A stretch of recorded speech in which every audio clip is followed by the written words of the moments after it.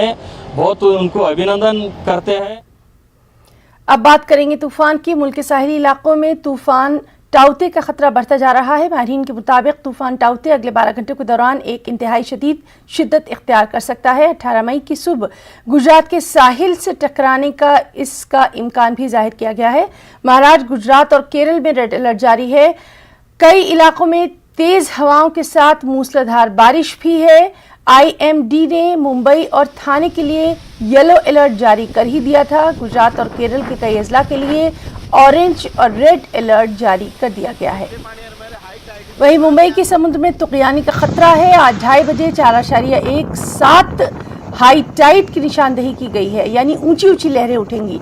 इस दौरान समुद्र में तकरीबन 14 फीट ऊंची लहरें उठेंगी। इस बीच अगर मुंबई में तेज बारिश हुई तो कई नशेबी इलाकों में पानी भर जाएगा। नशेबी इलाकों में हिंदमाता, साइन, लोअर पेरल और दादर शामिल हैं।